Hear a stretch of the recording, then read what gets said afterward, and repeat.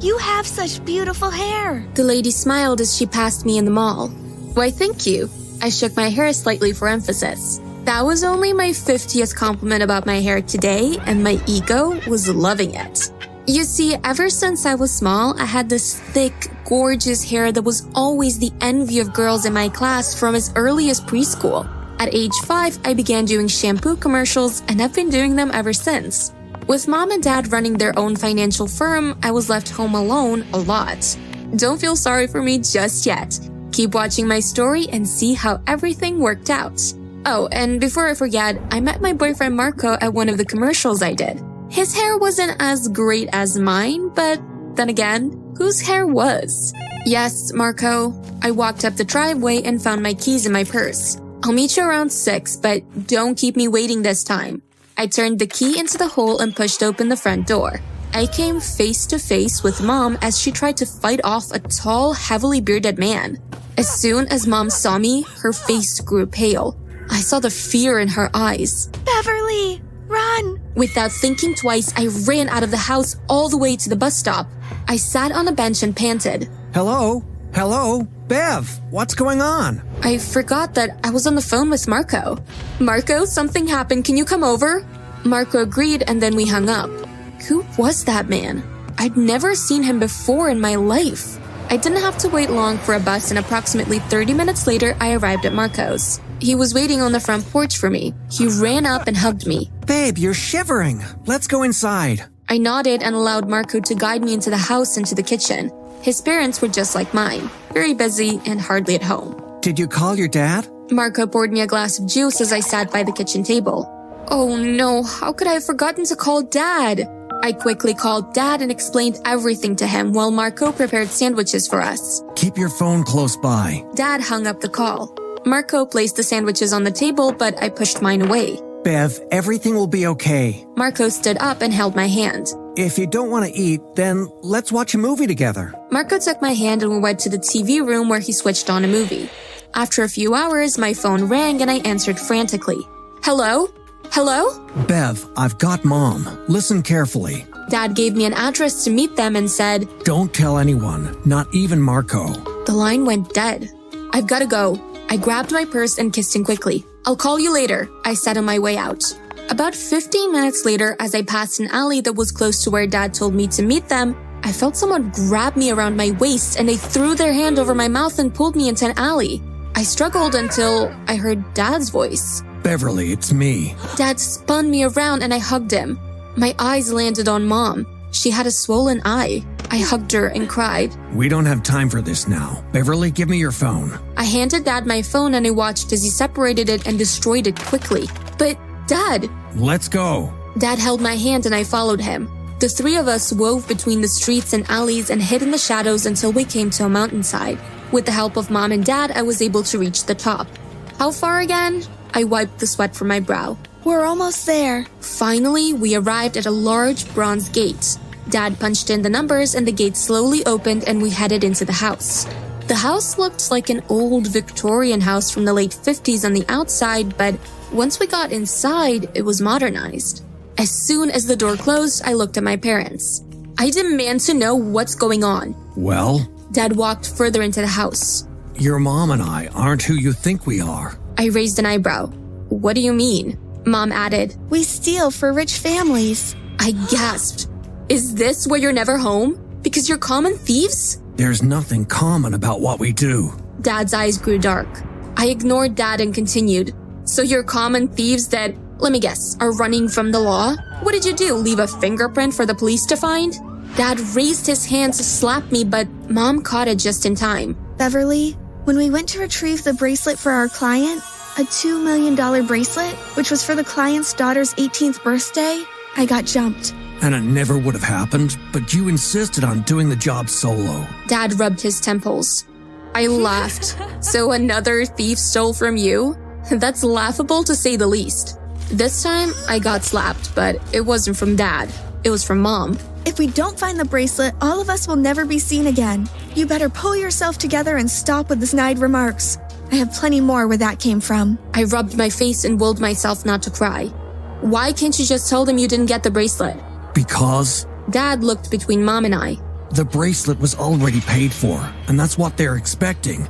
We need to find those thieves before the client finds us. Honey, one more thing. Mom looked at me strangely. You'll have to cut your hair. What? No. It wasn't a suggestion. You will be cutting your hair. And Gina, get out the tattoo kit. I think she'll look nice with freckles. They already have the pictures we need to create different personas. Let's get to work. Over the next few hours, I changed from Beverly Madison to Faith Stevens. I cried throughout the entire process, from Mom cutting my hair to her tattooing freckles on my face. After a few hours, Mom, Dad, and I looked completely different. I couldn't believe my parents were doing this to me. They ruined my life.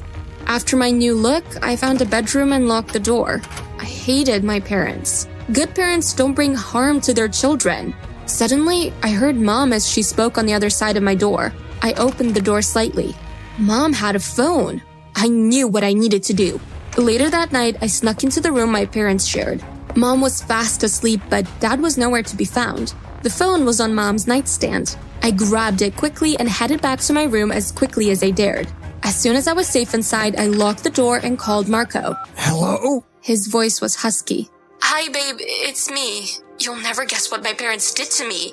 I told them where we were and what transpired that afternoon at the house. I wish I could be with you, I groaned. Why can't you? Leave now and I'll pick you up halfway. We'll talk to my parents and we'll find a way to handle it. After a few minutes, I put the phone in my purse and slung my purse over my shoulder. I carefully slipped out the window and bolted to the front gate. I quickly scaled it and ran. As soon as I felt safe enough to stop, I called Marco and he picked me up. Babe, I didn't recognize you. What did your parents do? He asked as I jumped into the passenger seat. Thank you for coming. I knew I could depend on you. We passed the exit to get to his house. Where are we going? My dad has a cabin by the Lapanaut River. I figured you'd be safer there. We arrived at the cabin at 2 a.m. We were both so tired we fell asleep on the sofa. But when I woke up, I didn't expect things to take a turn for the worse. I opened my eyes slowly. They felt heavy and my head spun. It took me a while to realize where I was and that Marco and I were tied up in chairs. I was able to move the duct tape from my mouth after 10 minutes and I whispered to Marco, Marco, wake up. Please, wake up. I repeated. After a few minutes, his head moved from side to side until he stared at me. Just then, the door opened. You brats are finally up. Mom leaned against the doorframe. Mom, what are you doing here? Why are we tied up? Mom laughed. You really thought I was asleep? You're as quiet as an elephant. Mom rolled her eyes. I knew you'd take my phone once you realized I had one. Once you had that, I was able to track you here. Another person entered the room. Hey, kids. Marco's dad smiled. Mom, what is this? Well, Leo and I are business partners. He grabbed Mom and kissed her. Can you believe it? Is that all I am? Leo, not here. Ew. Mom, where's Dad and what did you do? As I was saying, Leo and I are business partners and we got a new buyer. We're on our way to take the bracelet to them right now. You and Marco will be used as collateral damage if need be. But, Mom. Don't but Mom me. I never wanted you. Your dad, on the other hand, always wanted a daughter. Imagine he even said he wanted to give up our lifestyle to spend more time with you. I wasn't about to let that happen, so I got rid of him. We've wasted enough time, Gina. Shall we? Mom smiled and walked behind Marco and I and hit us over the head. We both fell unconscious. I woke up to someone pouring water on my face. Wake up, princess. Leo snarled. If either of you make a sound, that'll be the last sound you make, understood? Marco and I nodded. Our hands were tied behind our backs as we were dragged out of the van and into the warehouse by Mom and Leo. One of the bodyguards at the entrance showed us to the waiting room. There were no windows nor any furniture in the room, except one tiny table in the corner. The door opened and a man in a suit with a briefcase walked in with 2 bodyguards. Do you have the bracelet? Mom pulled out the bracelet. The man took it, walked over to the table, and got to work. After inspecting the bracelet, he looked at the bodyguards. Tell the boss it's the real thing. One of the bodyguards left and returned shortly with the boss. Dad? Dad wore headphones on one ear, just like those secret agents, and was dressed in a black suit. I could tell Leo and Mom were also shocked by the nervous glances they shared. Hello, Gina. Dad nodded in Leo's direction. Leo, Release them. He nodded to his bodyguards. Marco's and my ropes were untied and I rubbed the bruises on my wrists. But how? Mom stepped back fearfully. Dad cut off Mom. I should be surprised, but honestly, I'm not. When I heard your plans for my informant, I didn't want to believe it, but I had to check it out. Informant? Mom raised an eyebrow. Yes, his informant. Marco stepped forward. Has my entire life been a lie? I screamed. Marco tried to hold my hand, but I pulled away. Okay, boys, you can take them away. Dad said into the speaker of his headphones. Men dressed all in black barged into the room, handcuffed Mom and Leo, and took them away. I'm sorry, Beverly. I had to go through the motions with Mom or we would never have caught her, and she would have been bad for business. All it's ever been for you is business. Maybe you should try working on your family, Dad. I pushed past Dad and Marco and walked out of the warehouse. About a year has passed and, well, things are still shaky between Dad and I, but he's been home a lot more. As for Marco, I ended the relationship. I mean, what kind of boyfriend keeps secrets from his girlfriend? I mean, I can't get rid of Dad because he's family. Or can I? Can I?